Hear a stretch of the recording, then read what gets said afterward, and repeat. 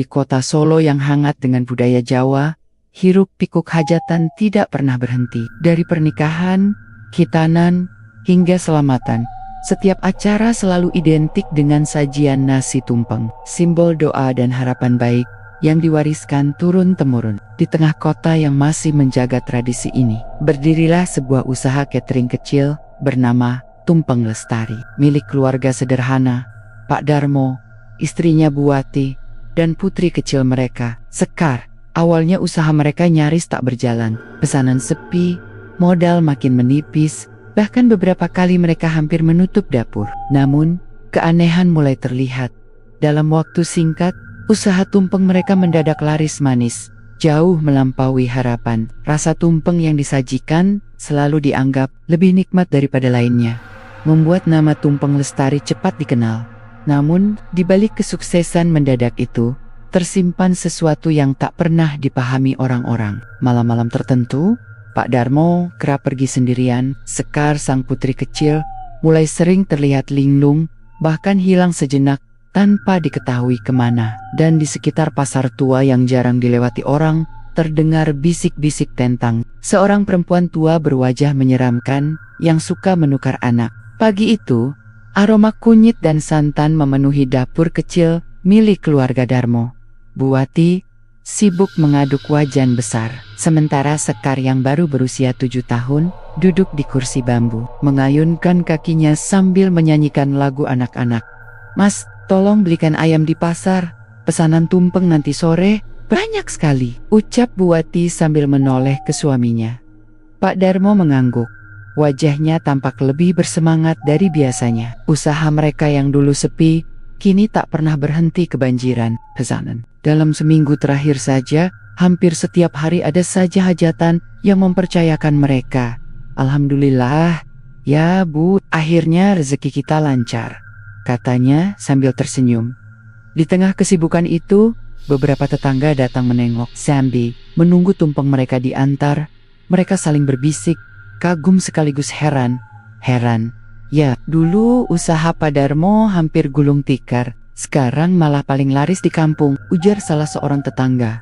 "Betul, nasi tumpengnya memang enak sekali, rasanya beda. Cuma, ada saja orang yang jatuh sakit habis makan, katanya perut mual, pusing, tapi ya namanya orang hajatan, pasti ramai," sahut yang lain. Lirih, Buati hanya bisa tersenyum tipis mendengar bisikan itu. Ia tak ingin ambil pusing, yang penting pesanan selalu datang. Tapi di hatinya, ada rasa aneh setiap kali mendengar cerita tamu yang sakit setelah acara. Ia mencoba menepis pikiran buruk itu. Sementara itu, Sekar berlari keluar rumah, menuju halaman. Dari kayohan, matanya terpaku ke arah jalan menuju pasar tua. Seolah ada sesuatu yang memanggilnya, meski belum jelas apa. Pagi itu matahari Solo mulai naik, menembus celah dedaunan pohon beringin di pinggir jalan. Udara masih terasa segar, meski jalanan menuju pasar mulai ramai oleh pedagang sayur, penjual ayam, dan pembeli yang lalu lalang. Pak Darmo berjalan pelan, dengan keranjang rotan di tangannya. Ia hendak membeli ayam, sayur, dan beberapa rempah untuk melengkapi pesanan tumpeng yang harus selesai sore nanti. Biasanya, Buati yang lebih sering ke pasar. Tapi sejak beberapa bulan terakhir, Darmo yang selalu bersikeras pergi sendiri. "Aku saja Bu, sekalian, biar aku tahu kualitas barangnya," katanya setiap kali istrinya menawarkan diri. Buati awalnya heran, tapi kemudian tak banyak bertanya. Selama kebutuhan dapur terpenuhi, ia memilih diam. Hari itu, bukannya menuju pasar utama yang ramai, Darmo justru melangkahkan kaki ke arah barat, ke sebuah pasar lama yang sudah jarang dikunjungi orang. Pasar itu dulunya tempat ramai, tapi setelah dibangun pasar baru di pusat kota, hampir semua pedagang pindah. Kini hanya ada beberapa kios tua yang masih buka, itu pun terlihat lusuh, seperti enggan ditinggalkan. Saat memasuki lorong pasar tua itu, suasananya terasa berbeda, sunyi. Hanya terdengar suara sandal Darmo bergesekan dengan lantai semen yang retak-retak. Beberapa kios kosong dengan pintu kayu setengah terbuka menampakkan ruangan gelap berdebu. Bau anyir bercampur amis daging masih samar-samar tercium meski tak ada pedagang daging yang terlihat. Pak Darmo, tumben, lewat sini. Sebuah suara berat terdengar dari arah kios yang masih buka. Seorang penjual sayur tua, tubuhnya kurus, dan kulitnya keriput, menyapa sambil tersenyum tipis. Matanya menatap tajam, seakan tahu sesuatu yang tidak diucapkan. Iya, Mbah, mau cari ayam kampung, katanya masih ada yang jual di sini, jawab Darmo singkat. Berusaha terdengar biasa, si penjual tua itu hanya terkekeh, lalu mendekat sambil merapikan ikatan daun pisang di tangannya. Hachi lo mais, Hezeki, itu memang harus dicari, tapi jangan sampai dimakan jin. Pasar ini sudah lama bukan untuk manusia biasa. Darmoterium. Kata-kata itu meluncur begitu saja, seperti sindiran yang samar. Ia mencoba tersenyum, mengangguk sebentar, lalu berlalu tanpa menjawab. Namun, langkahnya terasa lebih berat, seolah bayangan ucapan itu menempel di kepalanya. Ia terus berjalan ke bagian dalam pasar. Yang lebih sepi lagi, ada seorang perempuan muda, duduk di bangku kayu, menjual beberapa ekor ayam dalam kurungan bambu. Darmo mendekap, menawar harga, dan membeli beberapa ekor. Perempuan itu berbicara seadanya, wajahnya datar tanpa ekspresi. Anehnya, setelah transaksi selesai dan Darmo menoleh sebentar, perempuan itu sudah tidak ada. Bangku kayu kosong, ayam-ayam pun lenyap. Darmo menelan ludah. Keringat dingin mulai merembet, namun ia tetap melanjutkan langkahnya, seolah sudah terbiasa dengan pemandangan ganjil seperti itu. Di ujung lorong pasar, ada sebuah sudut kecil tempat orang jarang melintas. Di sanalah Darmo biasanya meletakkan sesuatu.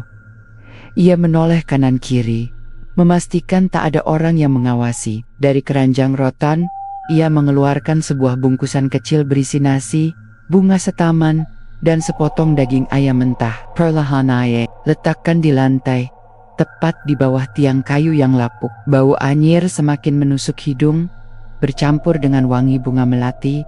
Ndoro, ini sudah saya bawa. Tolong lancarkan dagangan saya, bisiknya lirih, hampir tak terdengar. Sekejap suasana berubah dingin. Angin sepoi-sepoi berhembus, meski lorong pasar tertutup rapat. Dari keyohan, terdengar suara gemerisik seperti orang berjalan tergesa. Padahal tak ada siapapun. Darmo menunduk, menatap lantai, menahan napas. Lalu, samar-samar terdengar suara perempuan, suara berat, serak, tapi jelas terdengar. Anakmu manis sekali. Jangan jauh-jauh dariku. Darmo memejamkan mata. Ia tidak menjawab, hanya merapatkan keranjang di dadanya. Setelah beberapa detik, suara itu menghilang. Bau anyir perlahan reda. Ia menarik napas panjang, lalu segera berbalik dan meninggalkan tempat itu. Tanpa menoleh lagi, di luar pasar, suasana kembali ramai. Anak-anak berlarian, pedagang berteriak menawarkan dagangan, dan ibu-ibu sibuk menawar harga. Semua kembali normal, seolah yang tadi hanyalah bayangan semata. Ketika Darmo pulang ke rumah, Buati sudah menunggu di dapur. Mas, kok lama sekali? Pasarnya kan deket, tanyanya sambil mengiris cabai. Tadi agak ngantri, jawab Darmo singkat, berusaha menutupi keresahannya. Ia meletakkan ayam hasil belanja di meja, lalu masuk ke kamar sebentar, menenangkan diri. Sementara itu, Sekar duduk di kursi bambu, menggambar dengan pensil warna. Ia menggambar sesuatu yang membuat Buati terhenti. Sosok perempuan tinggi, berambut panjang, dengan mata besar menatap tajam. Di sampingnya, ada gambar anak kecil dengan rambut dikepang dua. Sekar, ini gambar siapa nak? Tanya Buati lembut. Anak itu menoleh dengan polos, lalu tersenyum. Itu, ibu yang sering manggil aku kalau malam. Katanya, mau ngajak main. Di pasar, Buati tercekat, tangannya gemetar. Ia tidak langsung bertanya lebih jauh, hanya menatap gambar itu dengan hati yang semakin tidak tenang. Malamnya, ketika semua orang sudah tertidur, Buati terbangun. Dari jendela, ia melihat suaminya berjalan tergesa ke arah luar rumah. Dengan senter kecil di tangannya, Darmo melangkah menuju jalan yang gelap, arah barat, menuju pasar tua. Hari itu rumah keluarga Darmo penuh kesibukan. Dapur mereka nyaris tak berhenti berasap. Wajan besar mengepulkan aroma gurih santan, kunyit, dan bawang merah goreng. Buati, dengan kerudungnya yang sudah basah oleh keringat mondar-mondar menggatar. Meski beberapa tetangga yang diminta membantu ikut sibuk memotong sayuran dan menanak nasi dalam dandang besar. Pesanan kali ini berbeda, bukan hanya selamatan kecil atau hitanan seperti biasanya, tapi pesta pernikahan besar di salah satu kampung sebelah. Jumlah tumpeng yang diminta lebih dari 10, lengkap dengan lauk pauk khas Jawa, ayam ingkung, urap, sambal goreng dan telur pindang. Untuk keluarga Darmo yang baru beberapa bulan lalu nyaris gulung tikar, pesanan sebesar ini bagaikan durian runtuh. Alhamdulillah, Mas, rezeki kita tambah banyak, ucap Buati sambil tersenyum lelah. Pak Darmo hanya mengangguk, tapi di matanya ada semacam sinar yang sulit dijelaskan. Seperti ada sesuatu yang ia sembunyikan di balik rasa syukurnya. Ia terlihat lebih sering melamun. Sesekali menatap ke arah Sekar yang sedang membantu membungkus lauk dengan daun pisang. Anak kecil itu tampak ceria, sama sekali tak menyadari keganjilan apapun. Menjelang sore, rombongan pengantar makanan berangkat ke lokasi hajatan. Jalan kampung yang sempit ramai oleh tamu undangan yang berdatangan dengan pakaian rapi. Suara gamelan terdengar dari kejauhan, menambah meriah suasana. Ketika tumpeng buatan Tumpeng Lestari diletakkan di meja hidangan, semua mata tertuju pada bentuknya yang megah. Nasi kuning menjulang rapi, dihiasi lalapan segar, ayam utuh, dan aneka lauk yang menggugah selera. Wah, apik tenan, Mbak Wati. Rasane mesti jas, kata seorang ibu yang sudah tak sabar menunggu. Saat makanan dibagikan, pujian demi pujian tak berhenti terdengar. Nasi kuningnya gurih banget, beda sama yang lain. Lauknya pas semua, kayak ada rasa yang bikin nagih. Pantas saja Tumpeng Lestari jadi terkenal. Buati tersenyum malu-malu.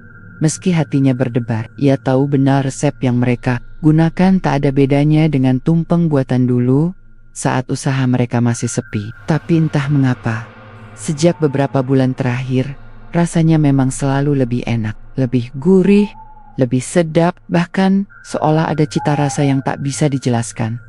Namun di balik kegembiraan itu, perlahan muncul keganjilan.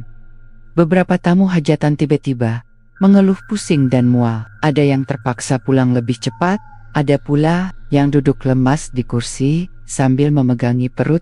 Wah, mungkin masuk angin ya Bu, ucap salah seorang tamu, mencoba menenangkan. Iya, mungkin juga kecapekan, sahut yang lain. Tapi jumlah orang yang mengeluh semakin banyak. Tidex parah, tapi cukup untuk menimbulkan bisik-bisik di antara tamu. Loh, kok aneh ya? Padahal tadi makannya sama-sama. Jangan-jangan bumbunya kebanyakan minyak? Tapi rasanya enak banget kok. Mungkin memang bukan karena makanan. Buati yang mendengar bisik-bisik itu jadi semakin cemas. Ia mencoba mencari suaminya. Di tengah keramaian, Pak Darmo justru terlihat tenang, bahkan sibuk menerima ucapan terima kasih dari keluarga yang punya hajatan. Wajahnya tersenyum lebar, seakan tidak mendengar keluhan para tamu. Malamnya, setelah acara usai, keluarga Darmo pulang dengan kelelahan. Buati menata kembali peralatan di dapur, sementara Darmo duduk di kursi bambu sambil menyeruput teh hangat. Sekar sudah terlelap di kamarnya, memeluk boneka kecil kesayangannya. Mas, kata Buati pelan, aku dengar banyak tamu yang sakit perut setelah makan tumpeng kita. Apa jangan-jangan ada bahan yang kurang segar? Darmo menoleh sebentar, lalu tertawa kecil. Bu, orang hajatan kan banyak. Kalau ada yang sakit perut, belum tentu karena makanan. Bisa juga karena kecapekan atau kebanyakan makan. Legend, tadi semua orang bilang rasanya enak sekali, kan? Tapi aku tetap khawatir, rasanya ada yang gak beres. Darmo terdiam sejenak, menatap kosong ke arah pintu. Senyum yang tadi ia tunjukkan hilang, berganti tatapan serius. Bu, kedang, rezeki itu datang dengan cara yang gak bisa kita jelaskan. Jangan banyak dipikir.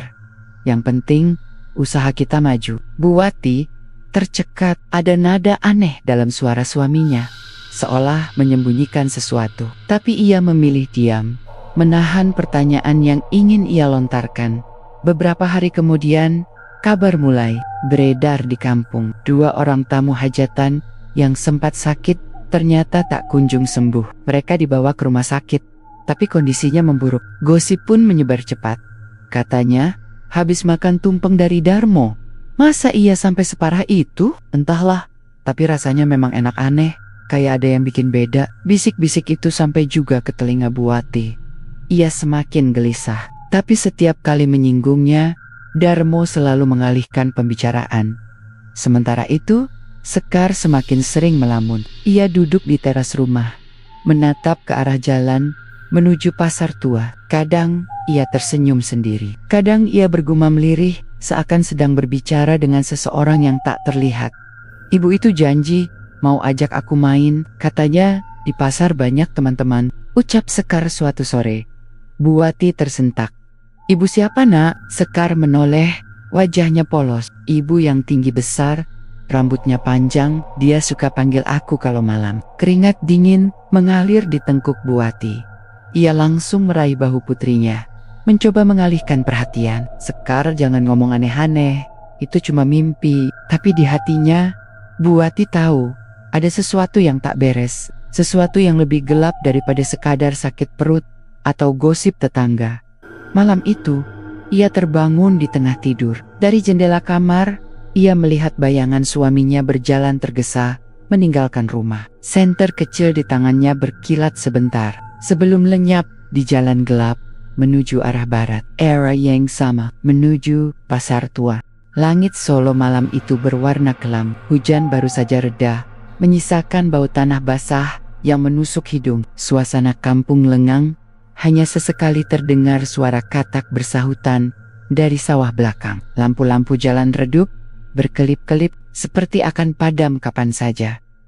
Di dalam rumah, Buati terbangun dari tidurnya. Matanya terasa berat, tapi entah mengapa ia merasa gelisah. Ia menoleh ke samping, tempat Pak Darmo biasanya berbaring. Namun, ranjang itu kosong. Dek, dadanya berdegup. Henkek.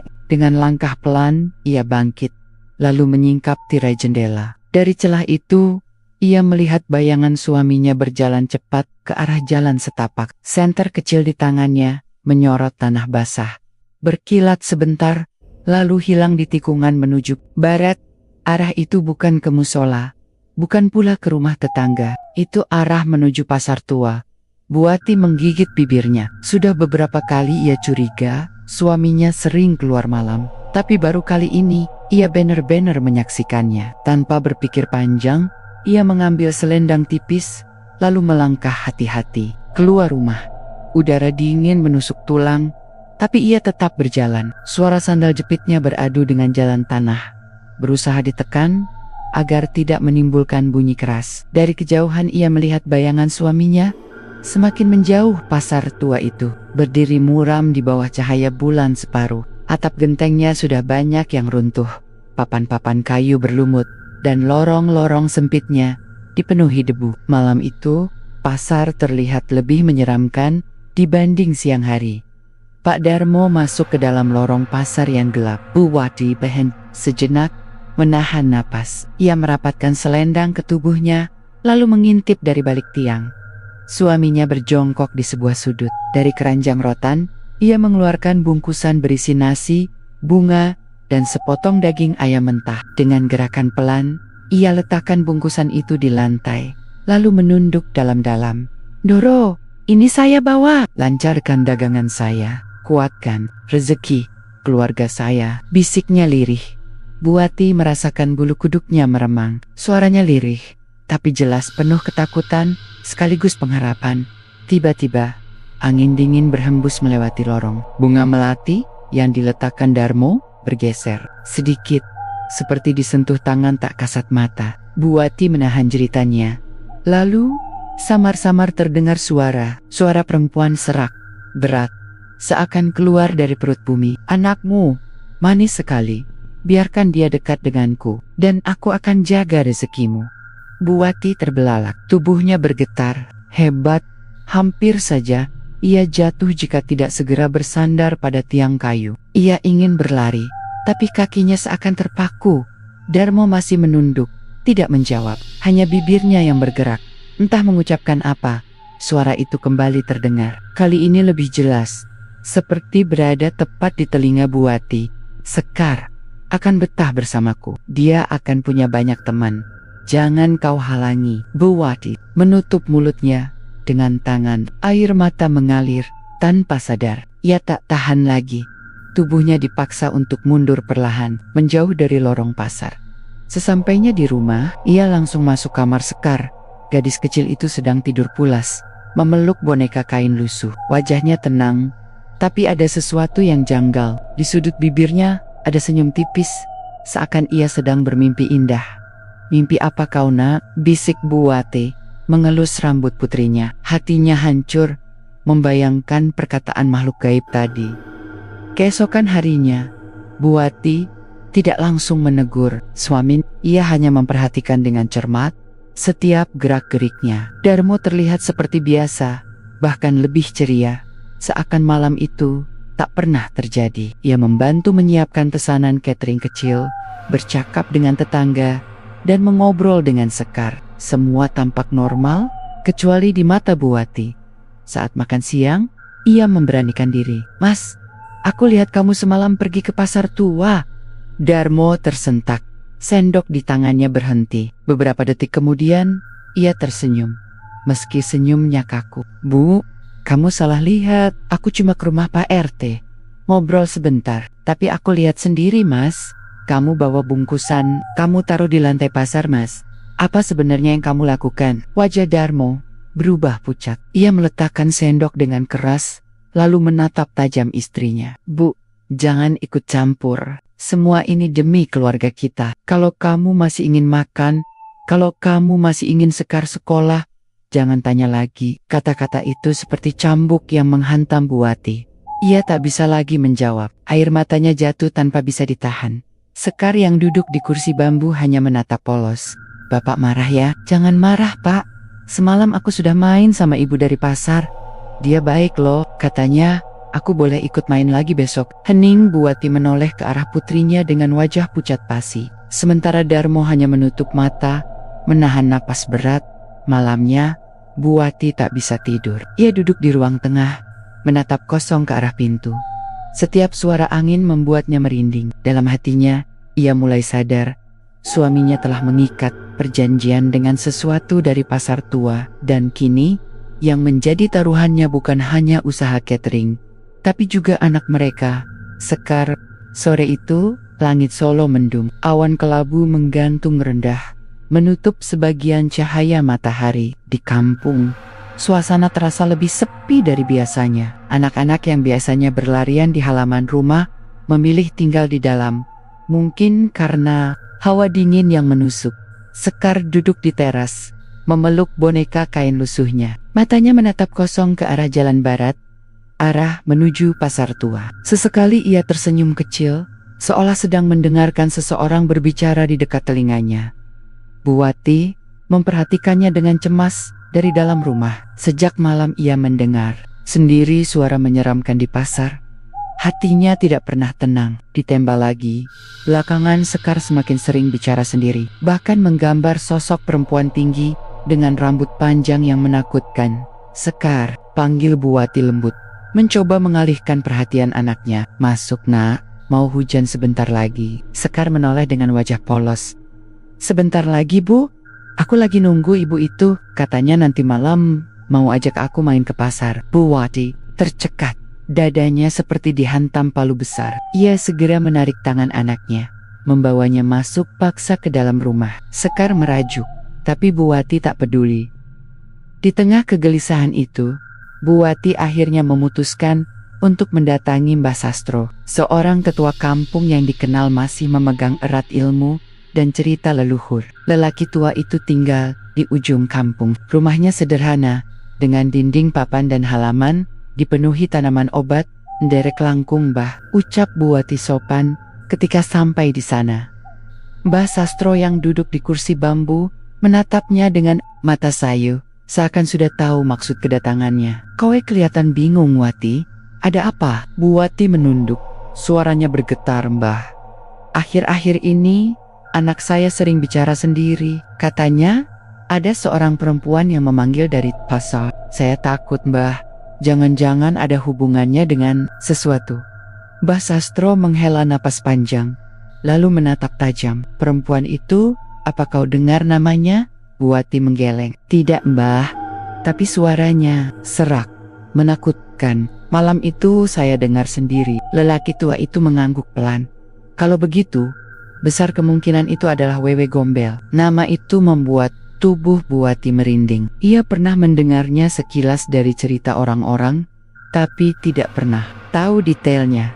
Mbah Sastro mulai bercerita, suaranya pelan, tapi penuh wibawa. Dulu, konon ada seorang perempuan yang disakiti suaminya. Dia dituduh mekam-mekam, dipukul, lalu ditinggalkan. Perempuan itu putus asa, lalu bunuh diri di daerah Gombel, Semarang. Arwahnya tidak tenang, berubah jadi makhluk halus. Orang menyebutnya Wewe Gombel. Dia sering muncul di malam hari, terutama dekat pasar tua atau tempat sepi. Katanya, dia suka mengambil anak-anak kecil. Buati terperangah. Mengambil untuk apa, Mbak? Bukan untuk dimakan. Dia justru menganggap anak-anak itu sebagai miliknya. Dia rawat, dia ajak main, tapi orang tua anak itu akan kehilangan selamanya. Kalau sudah ikut Wewe Gombel, anak jarang bisa kembali. Kalaupun kembali, biasanya tidak akan sama lagi. Suasana hening, angin sore berhembus, menggoyang daun-daun di halaman. Buati memeluk selendangnya erat-erat. Hatinya semakin menciut. Kalau anakmu sudah sering dipanggil begitu, lanjut Mbah Sastro, itu tanda-tanda dia sedang diincar. Apalagi kalau ada yang melakukan pesugihan dengan perantara makhluk itu. Dek, jantung Buati berdegup kencang. Kata-kata itu menancap dalam. Ia langsung teringat pada ritual aneh yang dilakukan suaminya di pasar. Mbah, suaranya tercekat. Kalau ada orang yang sengaja mendekatkan diri pada makhluk itu, apa yang terjadi? Mbah Sastro menatap tajam, seolah bisa membaca isi hati Buati. Pesugihan, mereka menukar sesuatu yang berharga untuk mendapatkan rezeki. Biasanya, tumbalnya adalah jiwa orang lain, bisa orang asing, bisa juga keluarganya sendiri. Anak-anak adalah yang paling rawan, karena Wewe Gombel memang suka mengambil mereka. Air mata Buati jatuh tanpa bisa ditahan. Tangannya gemetar, menggenggam lutut. Ia ingin bercerita semua, tapi lidahnya keluh. Bagaimana mungkin ia mengakui bahwa suaminya sendiri yang melakukan hal itu? Mbah Sastro tidak bertanya lebih jauh. Ia hanya menghela napas panjang. Kalau kau benar-benar ingin melindungi anakmu, jangan biarkan dia sendirian. Jangan biarkan dia mendekat ke pasar tua. Dan ingat, makhluk itu tak bisa dihadapi hanya dengan doa ringan. Kau harus punya keberanian lebih besar dari rasa takutmu. Malam itu, setelah pulang dari rumah Mbah Sastro, Buati semakin waspada. Ia duduk di kamar Sekar, menemani anaknya yang sudah hampir tidur. Lampu minyak kecil menyala redup, memantulkan bayangan di dinding. Ibu itu datang lagi. Gumam Sekar tiba-tiba, matanya setengah terpejam. Buati tercekat. Siapa, nak? Ibu, tinggi besar, rambutnya panjang. Dia bilang, aku cantik, dia sayang sama aku. Katanya, aku boleh ikut dia main besok. Seketika bulu kuduk Buati berdiri. Ia langsung memeluk anaknya erat-erat, seolah takut Sekar akan lenyap saat itu juga. Jangan, nak, jangan ikut siapapun. Tetap sama ibu ya, jangan pergi. Sekar membuka mata, menatap ibunya dengan polos. Tapi dia baik, Bu. Dia janji mau kasih aku banyak mainan. Air mata Buati mengalir. Tidak ada yang lebih baik dari ibu sendiri. Ingat itu, Sekar. Anak itu hanya tersenyum kecil, lalu tertidur. Tapi senyuman itu membuat Buati semakin takut. Senyum yang sama pernah ia lihat di wajah suaminya ketika berbicara tentang rezeki. Senyum yang menyimpan sesuatu yang tidak pernah jujur keesokan. Paginya, suasana rumah kembali sibuk. Ada pesanan catering lagi. Kali ini untuk acara syukuran rumah baru. Darmo terlihat ceria, bahkan bersiul kecil sambil menyiapkan beras. Buati diam saja. Pandangannya kosong. Pikirannya dipenuhi cerita Mbah Sastro. Setiap kali menatap suaminya, ia merasa sedang hidup dengan orang asing. Saat sedang memotong cabai, tiba-tiba Sekar berlari masuk sambil tertawa. Tangannya menggenggam sesuatu. Bu, lihat, aku dapat bunga dari ibu itu. Serunya gembira. Buati menoleh cepat. Di tangan kecil Sekar, ada setangkai bunga melati segar, harum menusuk. Padahal, sejak pagi, mereka tak pernah pergi kemana-mana. Bunga, itu sama persis dengan bunga yang ia lihat malam-malam di pasar tua. Buati langsung meraih bunga itu, melemparkannya ke lantai. Sekar, jangan ambil apapun dari dia. Suaranya meninggi, membuat Sekar terkejut dan menangis. Darmo yang melihat kejadian itu masuk ke dapur, wajahnya muram. Bu, kenapa marah-marah sama anak sendiri? Buati menatap tajam, air matanya masih mengalir. Mas, sampai kapan kamu mau teruskan ini? Kamu tahu, Sekar sekarang sudah diincar. Aku tidak mau kehilangan anak kita. Darmo terdiam, wajahnya menegang. Ia menoleh sebentar ke arah Sekar yang menangis, lalu kembali menatap istrinya. Bu, kadang ada harga yang harus dibayar untuk hidup lebih baik. Kata-kata itu menusuk hati Buati seperti pisau. Ia sadar, semakin lama, semakin jelas, suaminya tidak hanya terikat pada pesugihan, tapi juga sudah rela menyerahkan anak mereka sendiri sebagai tumbal. Dan itu berarti waktu mereka tidak banyak lagi.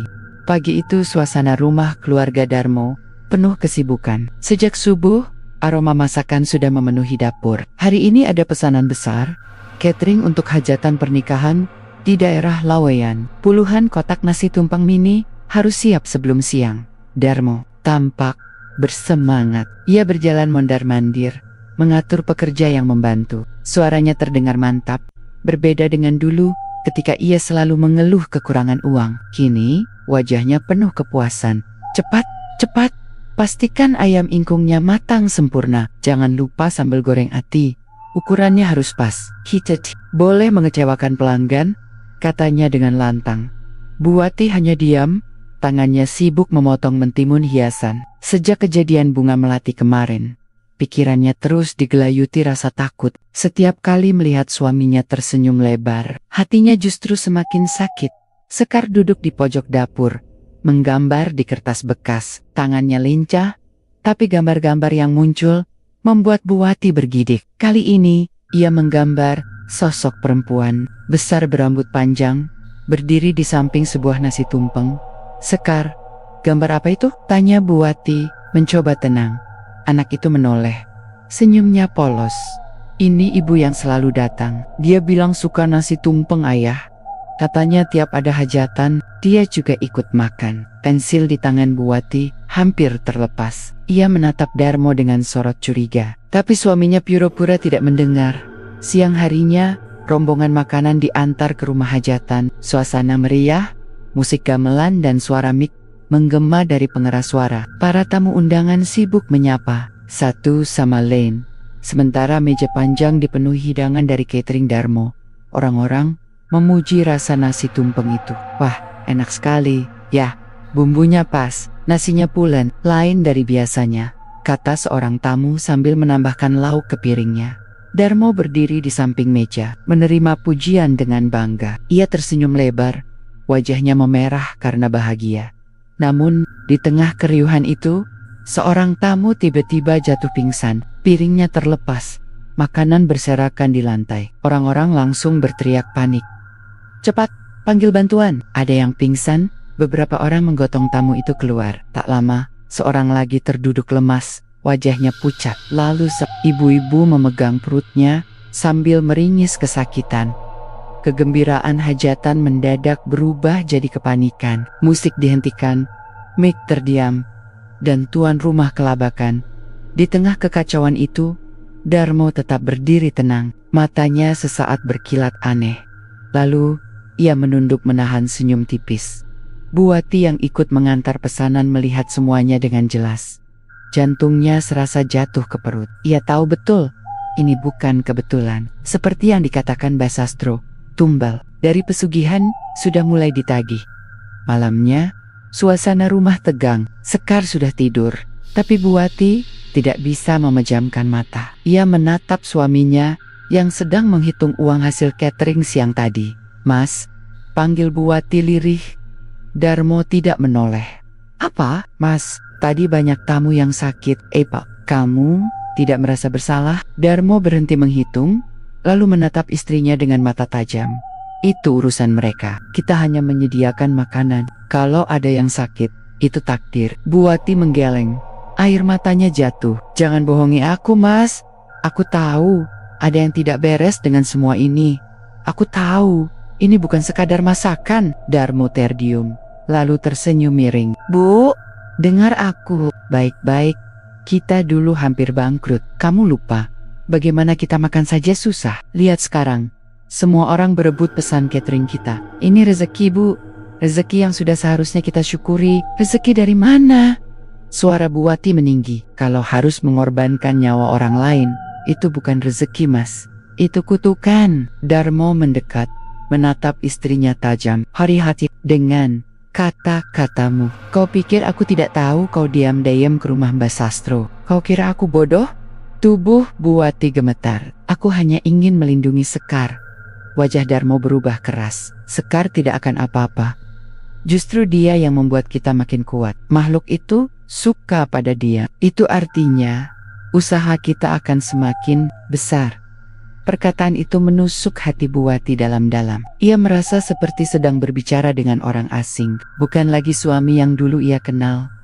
Beberapa hari kemudian, kabar buruk datang. Salah satu tamu hajatan yang kemarin jatuh sakit, ternyata meninggal dunia. Berita itu cepat menyebar di kampung. Bisik-bisik mulai terdengar. Ada yang bilang, makanan catering Darmo membawa sial. Ada pula yang curiga, ada ilmu hitam di balik kesuksesan mendadaknya. Buati makin tertekan. Setiap keluar rumah, ia merasa jadi bahan gunjingan. Tapi anehnya, pesanan catering justru makin banyak. Orang-orang seakan lupa kabar buruk itu. Tergoda dengan rasa nasi tumpeng yang dianggap paling enak di kota. Sementara itu, Sekar semakin sering terbangun tengah malam. Kadang, ia duduk di tempat tidur sambil tersenyum, seakan sedang bermain dengan seseorang yang tak terlihat.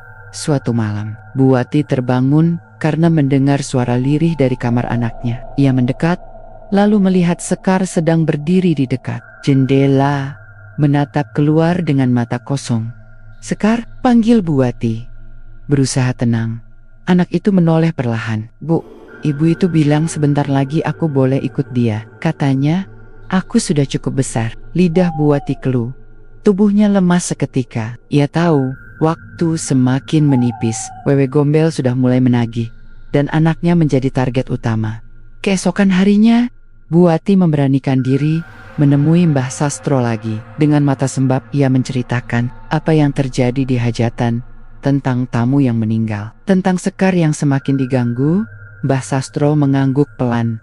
Wajahnya serius. Aku sudah menduga, pesugihan itu tidak pernah gratis. Tumbalnya harus ada. Dan kalau suamimu sudah melibatkan anakmu, itu artinya perjanjiannya semakin dalam. Kau harus siap menghadapi pilihan yang sangat berat, Wati. Buati menatapnya dengan mata penuh air. Pilihan apa, Mbah? Antara menyelamatkan anakmu atau membiarkan dia menjadi milik makhluk itu selamanya.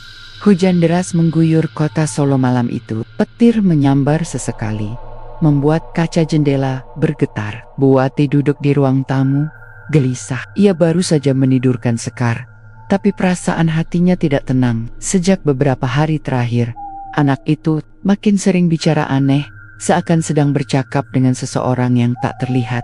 Bu, nanti kalau aku pergi, jangan sedih ya, aku bakal ditemani ibu besar itu.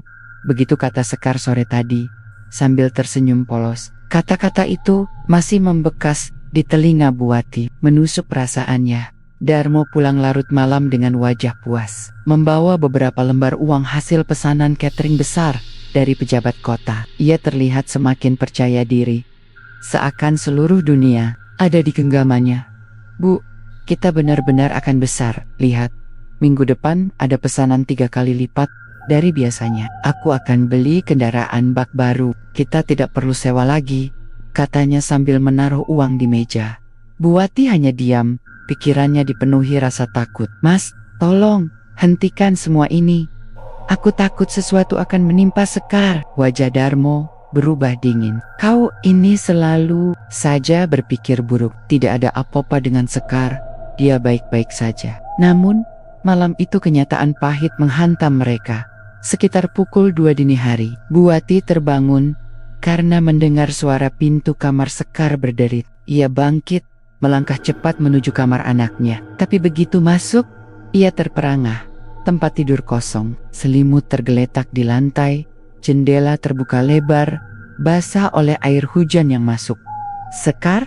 panggil Buati panik. Ia mencari ke sudut kamar, ke bawah ranjang, bahkan ke lemari. Tapi nihil. Dengan napas terengah, ia berlari keluar kamar. "Mas, Sekar hilang!" teriaknya pada Darmo yang masih tertidur di kamar utama.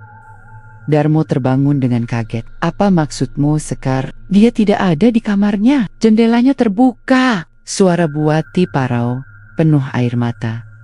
Tanpa pikir panjang, mereka berdua berlari keluar rumah. Hujan masih deras, halaman penuh becek, jejak kaki kecil tampak samar di tanah basah, mengarah ke jalan kecil di samping rumah yang menuju pasar tua. "Bu," Wati menjerit, "Ya Allah, jangan biarkan anakku dibawa." Mereka berlari mengikuti jejak itu. Malam gelap, hanya cahaya kilat sesekali yang menerangi jalan. Pasar tua yang sudah lama terbengkalai terlihat samar di kejauhan. Bangunannya kusam dan menyeramkan. Dari keyohan, Buati mendengar suara lirih. Suara anak kecil bernyanyi. Ia mengenali itu suara Sekar. Lagu Jawa kuno yang tidak pernah diajarkan padanya. "Mas, itu suara Sekar." Buati setengah berlari, matanya liar mencari sumber suara. Ketika sampai di depan pasar tua, langkahnya terhenti. Dari celah pintu kayu yang hampir roboh, ia melihat sekilas bayangan seorang perempuan raksasa berambut panjang menjuntai. Matanya merah menyala, menggandeng tangan Sekar. "Ibu besar sudah datang, Bu." Suara Sekar terdengar samar sebelum bayangan itu lenyap ke dalam kegelapan pasar. Buati menjerit histeris, mencoba masuk, tapi Darmo menahannya. "Jangan, itu berbahaya. Lepaskan aku, Mas. Itu anakku." "Sekar ada di dalam." Buati meronta dengan tenaga penuh, tapi Darmo menahan kuat. "Dengar aku, Wati, kalau kau masuk sekarang, kau tidak akan kembali. Itu wilayahnya. Kau tidak mengerti." Air mata Buati bercucuran, tubuhnya gemetar. "Kau yang tidak mengerti. Mas, kau yang menyerahkan anak kita pada makhluk itu." Malam itu menjadi titik retak rumah tangga mereka. Buati Darmo mencoba menenangkan dengan alasan yang baginya terdengar seperti pembenaran. Sekar tidak akan celaka. Dia hanya dipinjam sebentar. Itu bagian dari perjanjian. Setelah ini, kita akan lebih kuat. Tidak ada yang bisa menghentikan usaha kita lagi, kata Darmo dengan nada meyakinkan. Buati menatap suaminya dengan tatapan kosong. Apa artinya semua ini kalau aku harus kehilangan anakku? Kekayaanmu tidak ada artinya kalau Sekar tidak kembali. Darmo terdiam. Wajahnya keras. Kau tidak mengerti. Aku sudah terlalu jauh untuk mundur. Kalau aku melanggar, bukan hanya kita yang hancur. Sekar akan tetap di bawah, dan kita semua bisa mati. Ucapan itu membuat Buati semakin hancur. Ia tidak pernah membayangkan suaminya bisa berubah sejauh ini. Pagi harinya, warga sekitar gempar mendengar Sekar hilang. Beberapa tetangga membantu mencari.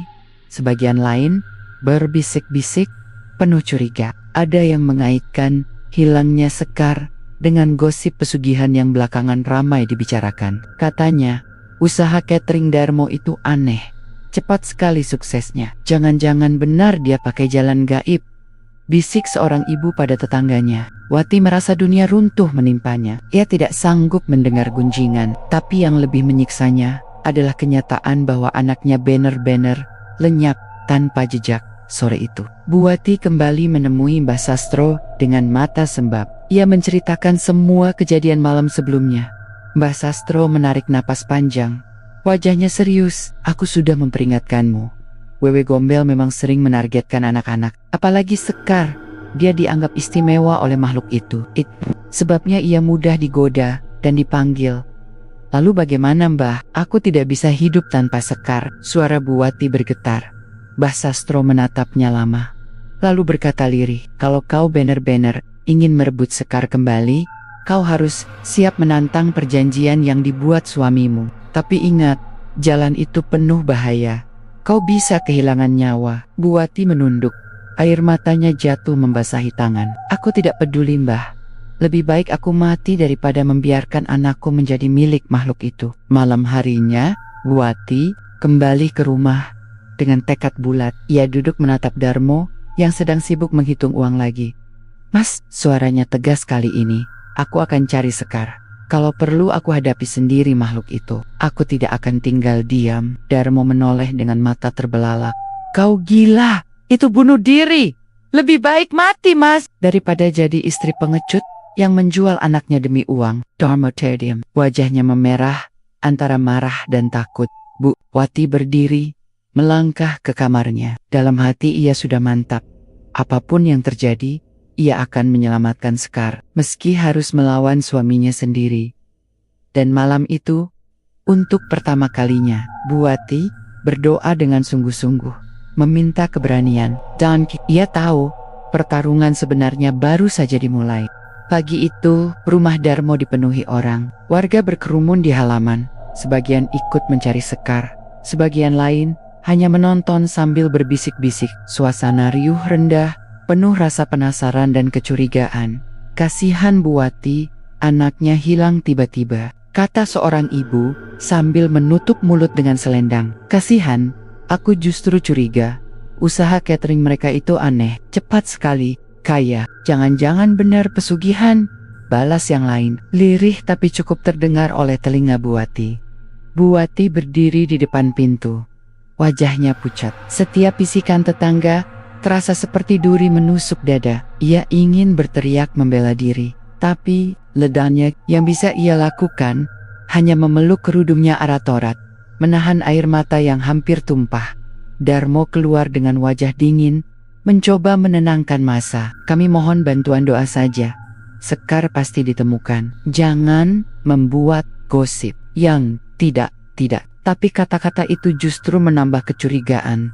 Sore harinya polisi datang. Seorang petugas berpakaian dinas memasuki rumah, ditemani beberapa warga. Pak Darmo, kami menerima laporan anak hilang.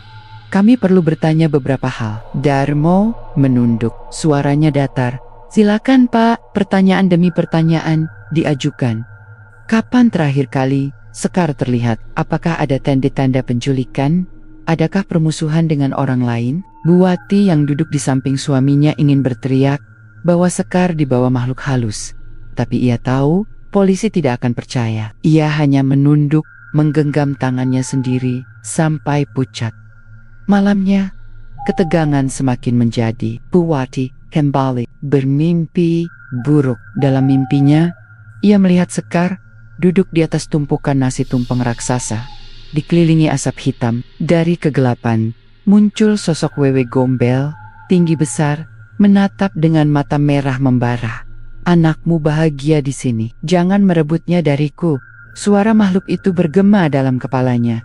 Buati terbangun dengan tubuh gemetar. Tangannya dingin. Keringat dingin mengalir di wajah. Tapi anehnya, ia mendengar suara kecil memanggil dari luar jendela. Bu, aku di sini. Dengan panik, ia membuka tirai jendela dan benar, Sekar berdiri di halaman, basah kuyup, memandang dengan senyum. Polos Sekar, teriak Buati sambil berlari keluar. Namun begitu ia hampir meraih tangan anaknya, tubuh Sekar perlahan memudar, lenyap tertiup angin. Yang tersisa hanyalah suara tawa tipis, dingin, menusuk telinga. Buati jatuh terduduk, menutup wajah dengan kedua tangannya. Ia tahu ini bukan mimpi, tapi permainan makhluk itu. Wewe gombel sengaja mempermainkan hatinya. Ketika ia masuk kembali ke rumah, Darmo menunggunya di ruang tamu. Wajahnya penuh amarah. Kau gila, Wati. Aku lihat sendiri kau berlari keluar tengah malam, menjerit-jerit seperti orang kesurupan. Kau mau membuat semua orang tambah curiga. Aku melihat Sekar, Mas. Dia ada di halaman.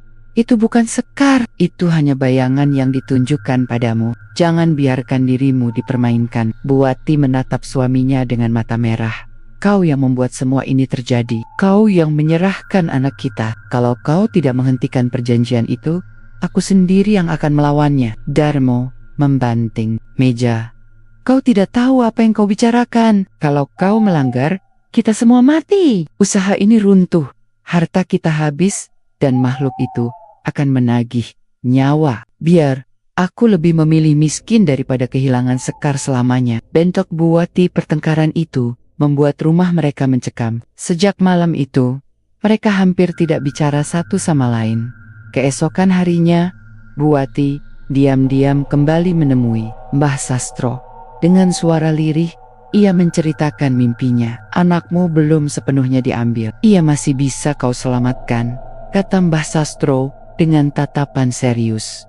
Bagaimana caranya, Mbah? Kau harus melakukan tirakat di pasar tua, tempat makhluk itu menampakkan diri. 3 malam bercerit-cerit. Kau harus membawa doa dan bunga-bunga tertentu. Tapi awas, kalau kau goyah sedikit saja, ia bisa semakin kuat merenggut Sekar. Buati mengangguk. Walau takut, hatinya sudah mantap. Ia tidak peduli, meski harus menghadapi kengerian itu sendirian. Namun sebelum ia pulang, Mbah Sastro menambahkan dengan suara berat.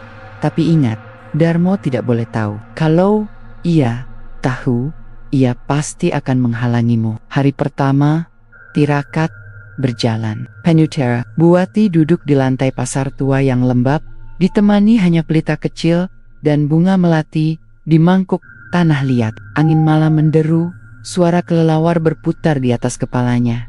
Tiba-tiba, suara Sekar terdengar dari kegelapan. Bu, aku lapar Bu, temani aku. Buati hampir berdiri, tapi ia mengingat pesan Mbah Sastro untuk tidak tergoda. Dan tubuh gemetar.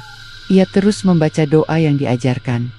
Namun semakin lama suara itu berubah. Dari suara lembut anak kecil, menjadi suara serak penuh ejekan. Kau tidak akan pernah mendapatkannya kembali. Dia milikku. Cahaya pelita bergetar, hampir padam. Tubuh Buati menggigil, tapi ia menutup telinga dan terus berdoa. Di rumah, Darmo merasa ada yang aneh. Ia menemukan kamar Buati kosong, hanya tersisa kerudung yang terlipat di meja. Nalurinya mengatakan istrinya menyembunyikan sesuatu. Wajah tegang, ia segera menyusul ke pasar tua. Dan benar, ia melihat dari kejauhan sosok istrinya sedang duduk di lantai, berdoa dengan suara lirih. Wati, apa yang kau lakukan? Suaranya bergema di antara bangunan tua. Buati tersentak, nyaris menjatuhkan pelita. Mas, jangan ganggu aku. Ini satu-satunya cara menyelamatkan Sekar. Darmo melangkah cepat, mencoba menghentikannya. Kau tidak paham, kalau kau teruskan, semua bisa hancur. Tapi tiba-tiba, angin kencang bertiup. Suara tawa melengking menggema, membuat keduanya terhenti. Dari sudut gelap pasar, muncul bayangan Wewe Gombel. Tinggi menjulang, rambutnya menjuntai hingga lantai. Matanya merah berkilat. Kalian berdua berani melawan? Suaranya menggema seperti ribuan bisikan. Buati menggenggam pelita erat-erat. Tubuhnya bergetar, tapi matanya penuh tekad. Darmo di sisi lain justru menunduk. Wajahnya pucat pasi. Malam itu, untuk pertama kalinya, mereka berdiri berhadapan langsung dengan makhluk yang telah merenggut anak mereka. Suasana rumah Darmo kian tidak tenang. Setelah kejadian di pasar tua semalam, gosip makin liar. Keesokan harinya, warga sudah berani berdiri berkelompok di depan pagar rumahnya. Mereka berbisik, tapi kali ini lebih keras, seolah sengaja ingin didengar. Aku dengar anaknya hilang, bukan diculik orang, tapi disembunyikan makhluk gaib. Makhluk gaib apa lagi? Jelas, pesugihan. Sudah sering orang lihat Pak Darmo malam-mulam ke pasar tua, bawa sesajen. Hati-hati, kali warga itu bisa bawa sial untuk kampung kita. Buati yang mengintip dari balik jendela merasa dadanya sesak. Ia ingin keluar dan menjelaskan semuanya, tapi mulutnya terkunci. Bagaimana ia harus menjelaskan bahwa anaknya ditawan oleh Wewe Gombel? Siapa yang mau percaya? Darmo, sebaliknya, memilih keras kepala. Ia keluar dengan wajah garang, menantang tatapan warga. Kalau ada yang tidak suka, laporkan saja ke polisi. Jangan hanya bergosip di sini, teriaknya. Teriakan itu membuat massa mundur, tapi bisik-bisik mereka tidak berhenti. Justru semakin cepat menyebar, seolah api yang menyambar jerami kering. Siang itu polisi datang lagi, kali ini dengan sikap lebih serius. 2 orang petugas memeriksa gudang catering, membuka pensi-pensi besar, bahkan mengecek freezer. Pak Darmo, warga mencurigai bahan makanan Anda tidak wajar. Kami harus memastikan semuanya sesuai aturan, kata salah satu petugas. Bu Wati hampir pingsan ketika melihat polisi membuka salah satu wadah beras. Di dalamnya, ia melihat sesuatu yang seharusnya tidak ada: segumpal rambut panjang hitam bercampur dengan beras putih. Untunglah petugas tidak menyadarinya, karena rambut itu entah bagaimana tiba-tiba lenyap ketika disentuh cahaya lampu. Tidak ada yang aneh di sini, tapi kami tetap akan pantau, ujar polisi sebelum pergi. Setelah mereka keluar, Bu Wati terdudak di lantai, air matanya menetes. Mas, ini semua tidak bisa dibiarkan. Kalau kita terus begini, semua orang akan hancur, termasuk Sekar. Darmo menatap istrinya dengan mata merah. Aku sudah bilang, jangan melawan perjanjian itu. Kalau kau terus memaksa, bukan hanya Sekar yang hilang, tapi kita semua. Malam berikutnya, Bu Wati kembali ke pasar tua. Kali ini, ia membawa bunga 7 rupa dan kemenyan, sesuai pesan Mbah Sastro. Ia duduk di tengah pasar yang lengang, hanya diterangi pelita kecil. Suara jangkrik berhenti. Udara mendadak dingin menusuk. Ia mulai membaca doa. Tapi belum sampai 5 menit, suara tawa melengking terdengar dari atas atap pasar. Rambat menjuntai dari celah kayu yang lapuk. Diikuti sepasang mata merah menyala, sosok Wewe Gombel muncul dengan tubuh tinggi menjulang. Tangannya panjang, kukunya tajam, suaranya bergema ke seluruh ruang kosong. Kau berani lagi datang ke sini, perempuan? Anakmu sudah milikku. Jangan harap bisa kembali. Bu Wati menggigil, tapi ia tetap membaca doa, meski suaranya bergetar. Tubuhnya terasa berat, seolah ada kekuatan yang menekan dari segala arah. Tiba-tiba, ia mendengar suara Sekar menangis. Dari sudut gelap, anak itu muncul dengan wajah pucat. Bu, aku takut. Tolong aku. Bu Wati hampir berlari memeluknya, tapi ia menahan diri. Ia tahu, itu hanya tipuan. Tangisan Sekar semakin keras, diiringi tawa mengerikan makhluk itu. Lalu, tiba-tiba, seseorang menarik tangan Bu Wati dari belakang. Wati, hentikan ini. Itu Darmo. Wajahnya pucat, napasnya terengah-engah. Ia memaksa istrinya berdiri. Kau tidak boleh melanjutkan. Ini berbahaya. Tapi Bu Wati meronta. Mas, kalau kita tidak lakukan ini, Sekar akan hilang selamanya. Saat mereka berdebat, suara Wewe Gombel semakin keras. Tubuhnya kini berdiri tepat di depan mereka. Nafasnya bau busuk, matanya merah membara. Kalian berdua berani mengkhianatiku. Kalian pikir bisa lari dari perjanjian? Tanah pasar bergetar. Dari celah lantai kayu, muncul puluhan tangan hitam kecil, mencoba meraih kaki Bu Wati dan Darmo. Suasana berubah menjadi seperti neraka. Darmo akhirnya berteriak histeris. Cukup, ambil saja semuanya. Ambil nyawaku, tapi jangan Sekar. Kalimat itu membuat Bu Wati terkejut. Ia tidak pernah mendengar suaminya mengalah seperti itu. Tapi sebelum ia bisa berkata apa-apa, tubuh Darmo tiba-tiba ditarik oleh tenggen tangan hitam dari bawah lantai. Ia menjerit kesakitan. Mas, teriak Bu Wati, berusaha menarik lengan suaminya. Tapi kekuatan yang menarik begitu kuat. Wewe Gombel tertawa keras. Suaranya menggema di seluruh pasar tua. Nyawanya sudah kubayar. Usahamu, hartamu, semuanya adalah darahnya sendiri. Bu Wati semakin putus asa. Air matanya bercucuran, suaranya pecah. Tidak, jangan ambil dia, jangan ambil siapapun. Kembalikan anakku. Tiba-tiba, pelita di hadapannya menyala lebih terang. Api kecil itu berubah menjadi cahaya yang menyilaukan. Angin berhenti berhembus, dan suara doa yang ia lantunkan semakin nyaring. Seolah ada kekuatan lain yang ikut membantunya. Wewe Gombel menjerit marah, menutup wajahnya dengan rambut panjang. Tangan-tangan hitam yang mencengkeram Darmo melemah. Dengan sekuat tenaga, Bu Wati menarik suaminya keluar. Mereka terjatuh bersama di lantai pasar. Darmo Torenggengga, tubuhnya penuh goresan, tapi ia masih hidup.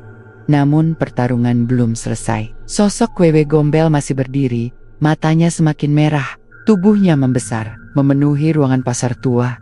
Kalian berani menentangku? Baiklah, kalau begitu, bersiaplah. Malam terakhir akan menentukan siapa yang menang. Entah aku membawa anakmu atau nyawa kalian berdua. Suara itu menggema keras. Sebelum akhirnya sosok makhluk itu menghilang bersama angin dingin yang menusuk. Tulang. Darmo terduduk lemah, menatap istrinya dengan mata penuh ketakutan. Wati, apa yang sudah kau lakukan? Sekarang dia marah besar. Kita akan mati. Bu Wati menatap suaminya, kali ini dengan tatapan tegas. Tidak, Mas. Kita tidak akan mati, kita akan lawan dia. Untuk Sekar. Malam itu hujan deras mengguyur kota Solo.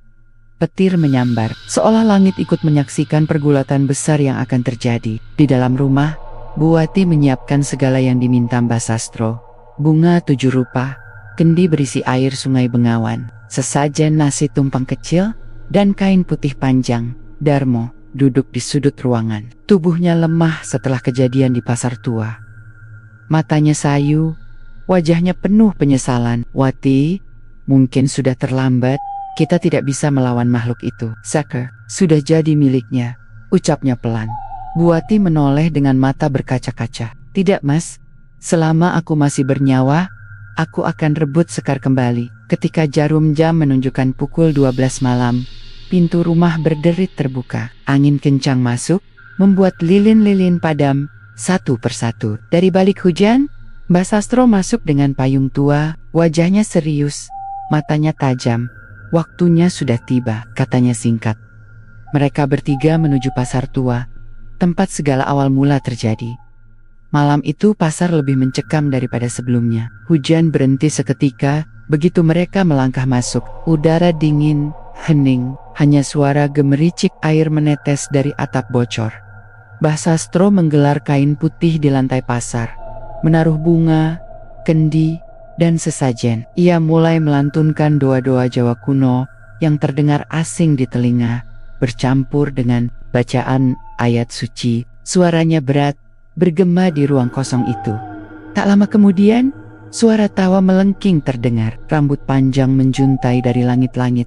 Mata merah bersinar di kegelapan. Wewe Gombel muncul, tubuhnya semakin besar, memenuhi hampir seluruh ruangan pasar. Kalian datang lagi? Kalian pikir bisa merebut apa yang sudah menjadi milikku? Suaranya bergema, penuh amarah. Bu Wati maju selangkah, meski lututnya gemetar. Kembalikan anakku, kau tidak berhak memilikinya. Makhluk itu tertawa. Ibunya berani, tapi ayahnya pengecut. Bukankah ia yang menyerahkannya padaku? Apa hakmu menuntut kembali? Darmo menunduk, air matanya jatuh. Aku memang salah. Aku serakah, tapi jangan anakku yang jadi korban. Ambil nyawaku, ambil semua yang kupunya, asal Sekar kembali. Wewe Gombel mendengus. Janji manusia itu rapuh, nyawamu tidak cukup menebus apa yang kau dapatkan. Di tengah kegelapan, terdengar suara tangisan anak kecil. Dari sudut pasar, Sekar muncul dengan wajah pucat, matanya kosong, tubuhnya kaku seperti boneka. Bu, suaranya lirih, membuat hati Bu Wati perih. Ia mencoba berlari memeluknya, tapi Mbah Sastro menahan. Jangan, itu jebakan. Jangan dekati sebelum waktunya. Wewe Gombel tertawa, rambut panjangnya berayun liar. Anakmu sudah menjadi bagian dariku. Kau bisa memeluknya, kalau berani menyerahkan jiwamu. Suasana semakin tegang, angin berputar, lantai pasar bergetar. Mbah Sastro cepat-cepat memercikan air dari kendi ke sekeliling, membentuk lingkaran pelindung. Bacalah doa itu bersamaku. Jangan berhenti apapun yang terjadi, teriak Mbah Sastro. Bu Wati mengikuti. Suaranya bergetar, tapi penuh keyakinan. Mereka berdua membaca doa, sementara Darmo berlutut di luar lingkaran, menatap Sekar dengan tangisan. Makhluk itu mengamuk, tangan-tangan hitam bermunculan dari lantai, mencoba meraih mereka. Rambut panjangnya melilit pilar kayu, merobek kain putih pelindung. Suara tangisan Sekar semakin keras, bercampur dengan jeritan gaib. Berhenti! Teriak Bu Wati dengan air mata bercucuran. Kalau memang aku harus jadi gantinya, ambil saja aku, tapi lepaskan Sekar. Sekejap, semua hening. Berhenti bergerak, matanya menyipit, menatap Bu Wati, seorang ibu yang rela mati demi anaknya. Itu rasa yang paling lezat. Makhluk itu melangkah maju, Tapi sebelum ia menyentuh Buati, Darmo berdiri dengan tubuh gemetar. Tidak, ambil aku saja. Semua ini salahku. Biarkan Wati dan Sekar hidup. Ia keluar dari lingkaran pelindung, berdiri di hadapan Wewe Gombel. Rambut panjang itu langsung melilit tubuhnya. Darmo menjerit, darah mengucur dari kulitnya yang tergores. Mbah Sastro berteriak, "Wati, ini saatnya, teruskan doanya." Buati menutup mata, membaca doa sekuat tenaga. Suaranya bercampur dengan suara hujan yang tiba-tiba turun deras, mengguncang atap pasak. Cahaya dari lilin yang hampir padam kembali menyala terang.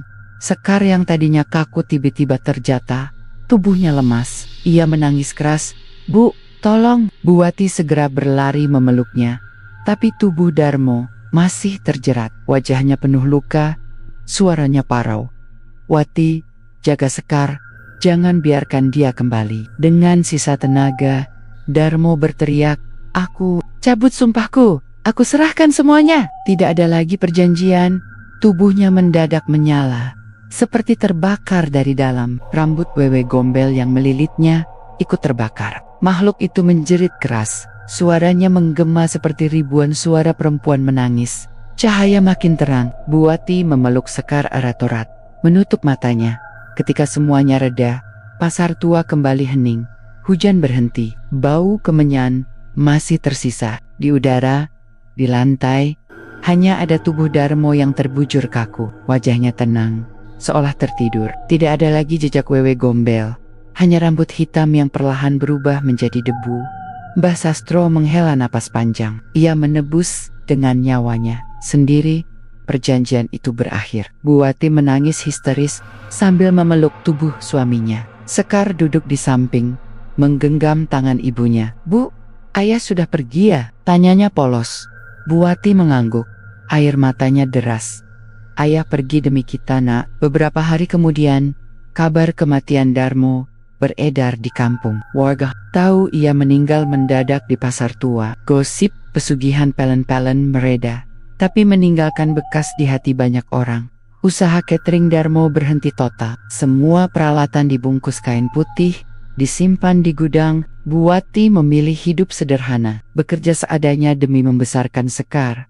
Namun ada hal yang selalu ia ingat, malam terakhir itu. Ketika cinta seorang ayah menebus dosa dengan nyawanya sendiri. Dan sejak hari itu, setiap kali ada hajatan di kampung, orang-orang selalu berbisik pelan, "Jangan pernah main-main dengan pesugihan. Harta bisa datang cepat, tapi nyawa taruhannya